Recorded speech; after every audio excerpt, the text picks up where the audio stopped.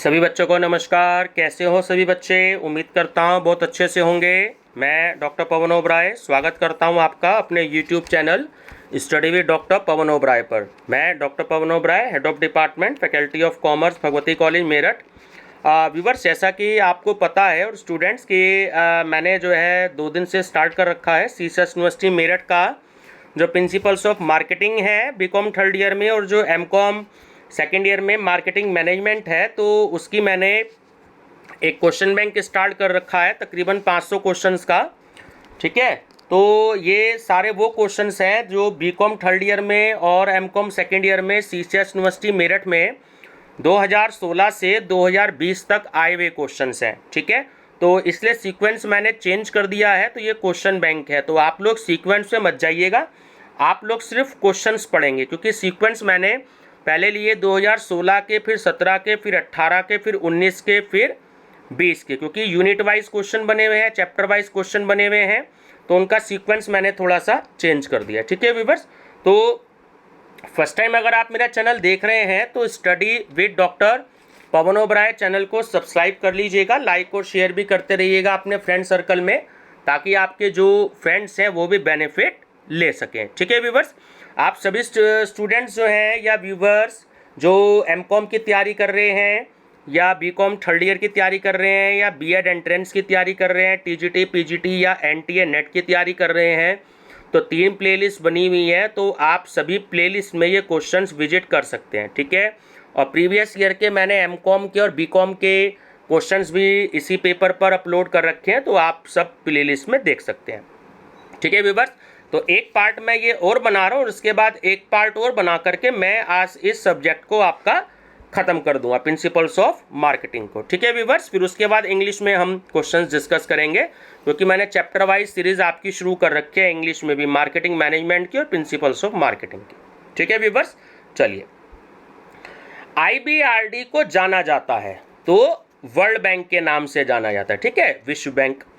ऐसी अनेक वस्तुएं जो पर्याप्त मात्रा में या पर्याप्त कम मूल्य में निर्मित नहीं की जा सकती, लेकिन उनको अंतर्राष्ट्रीय विनिमय के द्वारा सरलता से प्राप्त किया जा सकता है, तो यह कथन निम्नलिखित में से किसका है? तो ये कथन जो है एक्चुअली बेस्टेबल का है। ठीक है, बहुत इंपॉर्टेंट क्वेश्चन है और स्टूडेंट्स मैं आपको बता दूं और व्यूवर, जो क्वेश्चन सीसीएस यूनिवर्सिटी में 2 बार से ज़्यादा, 2 या 2 बार से ज़्यादा पूछे गए हैं ना, तो वो इस क्वेश्चन बैंक में वो क्वेश्चन जो है वो शामिल किए गए हैं, जो आपके मेन पेपर में भी आए हुए हैं और बैक पेपर में भी आए हुए हैं। चलिए, अंतर्राष्ट्रीय विपणन में कौन सा उत्पाद रणनीतियों का प्रकार नहीं है? तो वो है पुराने उत्पाद की रणनीति। कौन सा अंतर्राष्ट्रीय व्यापार का घटक नहीं है? वो है ख्याति अर्जित करना। भारत सरकार ने 1965 में अपना पहला निर्यात संवर्धन क्षेत्र कहाँ स्थापित किया? तो वो किया था कांडला में। तो व्यूवर्स, इसमें एक क्वेश्चन और बनता है, ये बात ध्यान रखिएगा, आपसे पूछा जा सकता है कि भारत सरकार ने कब अपना पहला निर्यात संवर्धन क्षेत्र, ठीक है, एक्सपोर्ट प्रोसेसिंग जोन, ठीक, तो वो कहाँ कब स्थापित किया? ठीक है, EPZ बोलते हैं, तो वो किया सन 1965 में, है ना, ये आया हुआ क्वेश्चन है, ध्यान रखिएगा। DGFT से क्या तात्पर्य है? तो पूरा नाम है इसका direct journal of foreign trade, directorate journal of foreign trade. विक्रय प्रक्रिया में RIDAC में R प्रतिनिधित्व करता है स्वागत का। वर्तमान में मूडीज ने भारत को कौन सी रेटिंग दी है? वो दी है BAA2। अंतर्राष्ट्रीय व्यापार में सबसे सामान्य मूल्य विभेद कहलाता है, तो वो कहलाता है डंपिंग, इसे हम हिंदी में राशिपातन कहते हैं। कौन सा एशियान में शामिल नहीं है? ऑस्ट्रेलिया। FDI का पूर्ण रूप है, ये पूर्व लिखा हुआ है, गलत है, एक्चुअली पूर्ण रूप है ये, तो वो है फॉरेन डायरेक्ट इन्वेस्टमेंट, विदेशी प्रत्यक्ष विनियोग। ठीक है, अंतर्राष्ट्रीय तरलता की समस्या के प्रथम विचारक थे, तो वो थे रॉबर्ट ट्रिफिन। विश्व व्यापार संगठन WTO की स्थापना कब हुई? तो मैंने कई बार बताया है 1995 में। विश्व व्यापार संगठन में कुल कितने सदस्य हैं? तो वो हैं 164 इस समय। अंतर्राष्ट्रीय व्यापार के लाभों को 3 प्रकार से मापने का तरीका किस अर्थशास्त्री ने बताया? तो वो बताया प्रोफेसर जैकब वाइनर ने। अर्धविकसित देशों में उत्पादन आर्थिक विकास का दरवाजा है, तो विपणन उसे खोलने की चाबी। यह कथन किसका है? तो यह है WJ एलमडन का। अंतर्राष्ट्रीय व्यापार की क्रिया में कम से कम कितने देशों का होना अनिवार्य है? तो 2। फर्में विदेशी बाजारों में प्रवेश क्यों करना चाहती हैं? तो वो सीधी सी बात है, नए अवसर ढूंढने और उत्पाद के जीवन काल चक्र की अवधि को बढ़ाने के लिए, आवश्यक संसाधन प्राप्त करने के लिए और बड़े पैमाने पर उत्पादन करने के लिए। तो सही आंसर है उपयुक्त सभी। अंतर्राष्ट्रीय विपणन देश की सीमाओं से बाहर किया गया विपणन है। यह कथन किसका है? तो यह है पेस्ट्रा बर्न का। अंतर्राष्ट्रीय विपणन की आवश्यकता क्यों महसूस की गई? तो अधिक लाभ कमाने की इच्छा और सीमित स्वदेशी बाजारों में बढ़ती प्रतिस्पर्धा के लिए। ठीक है, ऑप्शन डी सही है। विदेशी बाजारों में प्रवेश की विधियों में सम्मिलित है, तो तीनों ही हैं, प्रत्यक्ष विनियोग भी, संयुक्त उपक्रम भी, ठीक है, और निर्यात भी। तो सही आंसर है ये सभी। अंतर्राष्ट्रीय विपणन में क्या बेचा जा सकता है? तो वस्तुएं, सेवाएं और विचार, है ना। तो सही आंसर है ये सभी। अंतर्राष्ट्रीय विपणन में प्रवेश का सर्वाधिक प्रचलित माध्यम है, तो वो है अनुज्ञा पत्र, है ना। इसे हम इंग्लिश में लाइसेंस बोलते हैं। अंतर्राष्ट्रीयता की स्थितियों का सही क्रम कौन सा है? तो वो है डोमेस्टिक, इंटरनेशनल, मल्टीनेशनल, ग्लोबल और ट्रांसैक्शनल। चलिए नेक्स्ट है, औसत समय का सामना करने के लिए आवश्यक सामग्री की मात्रा को क्या कहते हैं? तो वो कहते हैं हम आधार स्टॉक। भंडार गृह बनाए जाते हैं, तो वो अंतिम उत्पाद के लिए। भौतिक वितरण प्रणाली के कार्यों में शामिल है, तो देखिए भंडारण, परिवहन एवं स्टॉक निर्णय, है ना। तो ये सभी शामिल हैं। निर्माता, थोक व्यापारी, फुटकर व्यापारी, उपभोक्ता वितरण विधियां हैं, तो ये हैं अप्रत्यक्ष वितरण विधि। एक ही छत के अंतर्गत एक बड़ा भंडार जो विभिन्न प्रकार की वस्तुओं में फुटकर व्यापार करता है, तो वो कहलाता है विभागीय भंडार, डिपार्टमेंटल स्टोर्स। थोक विक्रेता कड़ी है, तो वो उत्पादक और फुटकर व्यापारी के बीच की है।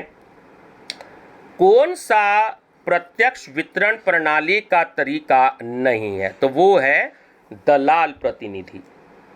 अधिक मलाई उतारने वाली, ठीक है, कीमत है, तो वो होती है अधिक कीमत। नकद बट्टा प्रदान किया जाता है, जो कैश डिस्काउंट दिया जाता है वो ग्राहकों को दिया जाता है, ठीक है।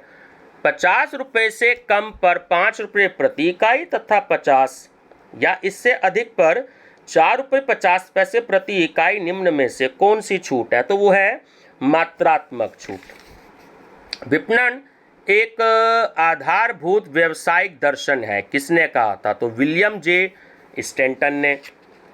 कौन सा संवर्धन मिश्रण का अंग नहीं है? तो वो है प्रतियोगिता का। अंतर्राष्ट्रीय व्यापार का प्रमुख प्रहरी है, कई बार क्वेश्चन आया है, विश्व व्यापार संगठन। LIC का विज्ञापन नारा है जीवन के साथ भी और जीवन के बाद भी, तो यह एक उदाहरण है। तो देखिए ये जो है ना भावनात्मक प्रेरणाओं का, ये हमारे इमोशंस के साथ जुड़ा हुआ है। प्रचार डैश संपर्क का भाग है, तो वो है विपणन और ग्राहक का। प्रतिस्पर्धियों के संबंध में सत्य है, तो C कि प्रतिस्पर्धा सरकारी नियमों के आधार पर होती है। वितरक और उपभोक्ता के बीच हमेशा सीधा संपर्क होता है, तो ये आंशिक सत्य है, केवल विशेष परिस्थितियों में ही होता है। आधुनिक विक्रेता है, देखिए वो जन्म से और शिक्षण और प्रशिक्षण है ना, दोनों से है। अपने कार्य में सबसे अधिक स्वतंत्रता प्राप्त होती है किसको? यात्री विक्रेता को। निम्न में से कौन सा वितरण वाहिकाओं का कार्य नहीं है? जो चैनल्स ऑफ डिस्ट्रीब्यूशन होता है तो वो है उत्पादन का प्रबंध करना। कौन? प्रत्यक्ष वितरण प्रणाली की विधि नहीं है तो वो है कारोबारी मध्यस्थ। वितरण मिश्रण से आशय है तो वो है वितरण व्यवस्था। भौतिक सुविधाओं व मानवीय साधनों से आशय है तो वो है बाह्य साज सज्जा। सामरिक और बाजार विश्लेषण में शामिल नहीं है तो वो है उत्पादकता विश्लेषण। अप्रचलित वस्तु को बाजार में उतारने के लिए की जाने वाली क्रिया है तो वो है वस्तु पंक्ति संवर्धन। ठीक है। भारत में विज्ञापन संबंधी समस्याएं हैं तो वो तीनों ही हैं कि भाषा की समस्या भी है, कुशल विपणन कर्मचारियों का अभाव भी है और अनुसंधान, विज्ञापन अनुसंधान का अभाव भी रहता है। तो ये सही आंसर है, उपयुक्त सभी। निम्न में से कौन सा विज्ञापन का माध्यम बाह्य विज्ञापन में शामिल नहीं है? तो वो है पत्रिका विज्ञापन। ठीक है। संवर्धनात्मक विज्ञापन में शामिल है तो प्रदर्शनी, शोरूम और वातायन विज्ञापन, तो ये सभी शामिल है।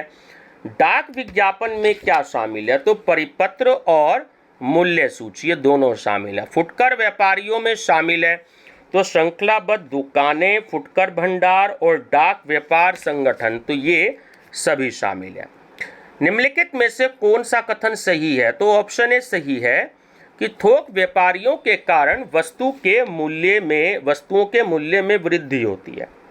निम्नलिखित में से कौन सा वितरण प्रणाली का तरीका नहीं है? तो वो है विशेषाधिकार दुकानें। निम्न में से फुटकर व्यापारी की विशेषता नहीं है तो प्रायः उधार पर माल बेचता है। ठीक है, ये उसकी विशेषता नहीं है। यह बताइए कि निम्नलिखित में से कौन सा कथन सही है? तो ये तीनों ऑप्शन बिल्कुल सही है। आप अच्छे से याद कर लीजिए स्टूडेंट्स कि फुटकर व्यापारी बहुधा अनेक वस्तुओं में व्यापार करते हैं। विभागीय भंडार एवं बहुसंख्यक दुकानें फुटकर व्यापार के ही रूप हैं और निर्माताओं द्वारा भी फुटकर व्यापार किया जा सकता है। तो सही आंसर है ऑप्शन डी, उपयुक्त सभी। निम्नलिखित में से थोक व्यापारी की विशेषता नहीं है तो ऑप्शन सी सही है कि उपभोक्ता को वस्तु का सीधा विक्रय। कूपन, मुफ्त उपहार, मुफ्त नमूनों आदि का वितरण किस श्रेणी में आता है? तो विक्रय संवर्धन क्रियाओं में। ठीक है। विज्ञापन का मुख्य उद्देश्य है तो तीनों ही है, उपभोक्ताओं को याद दिलवाना, ब्रांड वरीयता बनाना और बिक्री में वृद्धि करना। तो सही आंसर है ये सभी। भारत की प्रथम विज्ञापन एजेंसी का नाम क्या था? तो बहुत इंपॉर्टेंट क्वेश्चन है, एनटीए नेट में भी आया हुआ क्वेश्चन है। ठीक है, वो है B Dattaram and company. B Dattaram and company Bharat की प्रथम विज्ञापन एजेंसी थी। ठीक है। विज्ञापन की प्रभावोत्पादकता का मूल्यांकन किया जा सकता है तो वो विक्रय अनुसंधान द्वारा और संचार अनुसंधान दोनों के द्वारा किया जा सकता है। मध्यस्थ एवं अभिकर्ता कुछ नहीं, केवल सामाजिक पराश्रयी हैं और जितनी जल्दी उनका उन्मूलन किया जाए उतना ही समाज के लिए अच्छा है। तो ये कथन किसका है? तो यह विलियम जे स्टेंटन का। प्रचार का माध्यम होता है प्रेस। व्यक्तिगत विक्रय यानी कि पर्सनल सेलिंग में शामिल है तो देखिए विक्रय और संस्था की ख्याति को बढ़ाना और ग्राहकों की सेवा करना। तो सही आंसर है ऑप्शन डी, ये सभी। प्रवर्तन मिश्रण में शामिल है तो इसमें भी तीनों शामिल हैं कि विज्ञापन एवं प्रचार, व्यक्तिगत विक्रय और विक्रय परिवर्तन। तो ऑप्शन डी करेक्ट है ये सभी। ये आपको एक फार्मूला दिया गया है नीचे और ये पूछा गया है कि ये सूत्र किसने दिया है? तो देखिए ये सूत्र जो प्रतिपादित किया है ये फिलिप कॉटलर ने किया है। ठीक है, ध्यान रखेंगे। निम्नलिखित में से कौन मध्यस्थों के वर्ग में शामिल नहीं है? तो विज्ञापन एजेंसियां। ठीक है। खुदरा विक्रेता जो एक व्यवसाय के स्थान पर स्वतंत्र भंडार के स्थायी प्रकृति का न होने से अधिक लाभ वाले स्थान पर अपने भंडार को ले जा सकता है, तो वो है सस्ते जैक। विज्ञापन का माध्यम है तो कैलेंडर और डायरी। अक्सर आप देखते हो मार्केट में जाओ तो दुकानदार जो होते हैं बड़े बड़े, वो अपने कैलेंडर और डायरी आपको सामान के साथ देते हैं, आप जो भी उनसे सामान लेते हैं। ऐसे मेरठ में आर लाल बुक डिपो, वो कैलेंडर और अपना थैला देता है, बैग देता है, ठीक है, अपने एडवर्टीजमेंट के लिए। एक चैनल के सदस्य की क्षमता जो अन्य सदस्यों के विपणन निर्णय और लक्ष्योपलब्धि को प्रभावित करते हैं, तो कहा जाता है उन्हें चैनल शक्ति। हम जहाँ कहीं हैं विज्ञापन हमारे साथ है। इस विज्ञापन को किसने कहा था? तो इसे कहा था वाटसन ने, ठीक है। प्रेस विज्ञापन में शामिल है। देखिए, प्रेस विज्ञापन में समाचार पत्र विज्ञापन शामिल है। विक्रयांतर सेवा और कूपन इत्यादि किसकी तकनीकें हैं? तो वो है विक्रय संवर्धन की, सेल्स प्रमोशन। वाणिज्य अभिकर्ताओं के प्रकार, देखिए नीलामकर्ता, दलाल और आढ़तिया, ये सभी हैं। थोक व्यापारी क्रय विक्रय करते हैं, तो वो अधिक मात्रा में करते हैं। थोक व्यापारी को अपने व्यवसाय के लिए आवश्यकता होती है, बिल्कुल बहुत ज़्यादा पूंजी की, अधिक पूंजी की। थोक विक्रेता के मुख्य दोष हैं, तो दोनों हैं कि वस्तुओं के मूल्यों में वृद्धि और जमाखोरी एवं चोर बाजारी को प्रोत्साहन, तो दोनों ही हैं। निम्नलिखित में से कौन सी थोक व्यापारी की विशेषता नहीं है? तो उपभोक्ताओं को सीधे वस्तुओं का विक्रय करना, है ना, तो ये नहीं है थोक व्यापारी की। हम जो है रिटेलर से लेते हैं जा करके, ये जो छोटे छोटे दुकानदार होते हैं ये रिटेलर होते हैं। स्वामित्व के आधार पर फुटकर बिक्री हो सकती है, तो देखिए वो स्वतंत्र भंडार और सहकारी श्रृंखला दोनों हो सकती है, तो ऑप्शन सी सही है, ए और बी दोनों। पुनः केंद्रीकृत क्रय के साथ केंद्रीकृत बिक्री की एक विशेषता है, तो वो है विभागीय स्टोर। विक्रय संगठन का मुख्य उद्देश्य है, तो वो है विक्रय कर्मचारियों की विक्रय क्रियाओं को नियंत्रित करना, ठीक है। कौन उत्पादन नियोजन के तत्व हैं? तो देखिए उत्पाद निर्णय, उत्पाद का नाम और उत्पाद का मूल्य, है ना, मूल्य, तो ये सभी हैं। कौन उत्पाद परिकल्पना का विस्तार नहीं है? तो जो मुख्य उत्पाद होता है वो नहीं होता।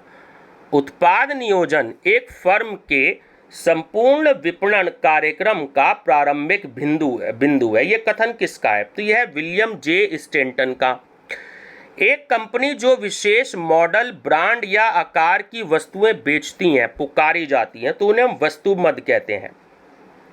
सभी विपणन क्रियाओं का केंद्र बिंदु होता है, ठीक है, तो वो है आपका उत्पाद, ठीक। कौन सा बिक्रीगत उत्पाद नहीं है? सब्जियों को बिक्रीगत उत्पाद में नहीं रखा गया, ठीक है, ध्यान रखेंगे। सिगरेट है तो वो एक त्रुटिपूर्ण उत्पाद है। औद्योगिक उत्पाद में जो उत्पाद शामिल नहीं है, तो वो होते हैं विशिष्टता जो उत्पाद होते हैं, वो औद्योगिक उत्पाद में शामिल नहीं किए जाते। उपभोक्ता उत्पाद के ग्राहक हैं, तो वो होते हैं अंतिम उपभोक्ता। कौन उपभोक्ता उत्पाद है? तो विशिष्ट उत्पाद, बिक्रीगत उत्पाद और सुविधा उत्पाद, तो ये सभी होते हैं। एक ब्रांड नाम जो एक ही कंपनी के सभी से संबंधित कई उत्पादों के लिए प्रयोग किया जाता है, उसको कहा जाता है, ठीक है, तो वो होता है हमारा अम्ब्रेला ब्रांड। देखो अमूल का नाम है, आपने सुना होगा, बहुत सारे प्रोडक्ट हैं। अमूल का मिल्क आता है, बटर आता है ना, और देसी घी आता है, उसके अंडर गारमेंट्स आते हैं, तो बहुत सारे आते हैं। तो अमूल एक्चुअली ब्रांड नेम हो गया आपका, तो वो एक ही कंपनी है, अपने कई उत्पादों के लिए हम उसका यूज़ करते हैं, ठीक है। उत्पाद पोर्टफोलियो मिश्रित है, तो वो पुनर्विक्रय के लिए एक पेशकश है। उत्पाद की प्रत्येक अवस्था में एक भिन्न रीति नीति की आवश्यकता होती है। बिल्कुल, ये सेंटेंस बिल्कुल सही है। किसी विधि में लोगों से ब्रांड का नाम लिखने व बोलने के लिए कहा जाता है, तो उसे हम कहते हैं अधिगम परीक्षण। जब कोई संस्था अपने प्रत्येक उत्पाद के लिए अलग अलग ब्रांड नाम का प्रयोग करती है तो वो कहलाता है व्यक्तिगत ब्रांड। देखिए क्वेश्चन नंबर 153 और 157 में यही फर्क है। वहाँ पे है अम्ब्रेला ब्रांड और यहाँ है कि जब कोई संस्था अपने प्रत्येक उत्पाद के लिए अलग ब्रांड नाम का प्रयोग करती है, ठीक है, वो हो गया आपका व्यक्तिगत ब्रांड। क्रेता जो हमेशा एक ही ब्रांड खरीदता है तो वो होता है मुख्य रूप से वफादारी। ब्रांड में शामिल है तो देखिए एक नाम, कुछ शब्द, एक चित्र, तो वो ये सभी शामिल होते हैं। मैंने कई बार बताया इसको, ठीक है ना। पंछी पेठा जो आगरा का फेमस है तो वो नाम है पंछी पेठा, ठीक है, अपने आप में वो नाम रख सकता है। तो और बहुत सारे उसने रख रखे हैं, अपना प्राचीन पेठा या न्यू पंछी पेठा, तो कोई भी पंछी पेठा नाम जो है वो नहीं रख सकता इंडिया में, ठीक है। पंछी पेठा जो है वो सबसे पुराना है और उसने पेटेंट करवा रखा है अपने इस नाम का, पंछी पेठा का। कीमत निर्धारण की रीति नीति से क्या आशय है, तो ये तीनों ही सही है कि प्रारंभिक उच्चतम कीमत रीति नीति, कम प्रवेशक कीमत रीति नीति और मलाई उतारने वाली रीति नीति। तो ऑप्शन डी करेक्ट है ये सभी। एक उत्पाद को विशेष नाम से पुकारा जाता है तो क्या कहते हैं हम इसे, ब्रांड कहते हैं। तो उत्पाद विभेदीकरण है तो ये भी एक है उत्पादोन्मुखी रणनीति है ना, प्रोडक्ट ओरिएंटेड स्ट्रेटेजी हो गई आपकी। भेदित विपणन नीति का लाभ नहीं है तो वो है लागतों में मितव्ययिता। किस क्रिया के अंतर्गत प्रतिस्पर्धियों के प्रत्युत्तर में उत्पाद मिश्रण को परिवर्तित करते हैं, तो ये है आपका वित्तीय प्रभाव, ठीक है। निम्नलिखित में से कौन सा प्रचारक मूल्य निर्धारण नहीं है, तो वो है प्रतिष्ठा मूल्य निर्धारण। वह मूल्य जिस पर जी और एस में मुक्त और अप्रतिबंधित प्रतियोगिता का स्वामित्व बदल जाएगा, तो वो होता है एक सामान्य मूल्य। एक मूल्य निर्धारण पद्धति जो विक्रेताओं द्वारा खुले या बंद कीमत प्रस्तावों पर खरीदारों के विचार के लिए प्रस्तुत की जाती है तो उसको हम क्या कहते हैं, तो वो होता है बोली मूल्य निर्धारण। उत्पाद विकास के मूल तत्व हैं, तो देखिए तीनों ही होते हैं, उत्पादक गुण विकसित करना भी, व्यवहारिकता का पता लगाना भी और उत्पाद में सुधार की संभावनाओं का पता लगाना भी, है ना। तो ऑप्शन डी करेक्ट है उपयुक्त सभी। जब कोई संस्था अपने उत्पाद श्रृंखला के सभी उत्पादों के लिए एक ही ब्रांड का उपयोग करती है, मैं फिर से पढ़ रहा हूँ, ध्यान रखना, जब कोई संस्था अपनी एक उत्पाद श्रृंखला, ठीक है, के सभी उत्पादों के लिए एक ही ब्रांड का उपयोग करती है तो उसको हम कहते हैं परिवार ब्रांड, ठीक है। उत्पाद विकास का लाभ है तो तीनों ही लाभ होते हैं, ख्याति में वृद्धि भी, उत्पाद बाजार विस्तृत होना और प्रतिस्पर्धा में आसानी। तो ऑप्शन डी करेक्ट है ये सभी। किस सिद्धांत के अंतर्गत एक विशेष उत्पाद के उत्पादन पर जोर दिया जाता है, तो वो होता है विशिष्टीकरण। उत्पाद विकास का मुख्य सिद्धांत है, तो देखिए सरलीकरण, प्रमापीकरण और वैश्वीकरण ये सभी हैं। उत्पाद नियोजन का महत्व, तो ये भी तीनों ही है कि प्रबंधकीय योग्यता का प्रतीक, विपणन कार्यक्रम के लिए प्रारंभिक बिंदु और सामाजिक उत्तरदायित्वों की पूर्ति का साधन। तो सही आंसर है ऑप्शन डी ये सभी। तो व्यूअर्स ये यहाँ तक का जो है मैं आपको क्वेश्चन बैंक दे रहा हूँ पार्ट 3। इससे आगे के क्वेश्चन जो हैं वो मैं अगली वीडियो में आपसे डिस्कस करूँगा, क्योंकि अभी तकरीबन 110-120 क्वेश्चंस और हैं तो वीडियो बहुत ज़्यादा बड़ी हो जाएगी। तो पार्ट 4 और लास्ट पार्ट वो आप नेक्स्ट वीडियो में डिस्कस कर सकते हैं, ठीक है, आप स्टडी कर सकते हैं। तो वीडियो पसंद आए तो लाइक शेयर सब्सक्राइब जरूर कर लीजिएगा। मेरा चैनल नेम है study with doctor Pawan Oberoi. Thank you.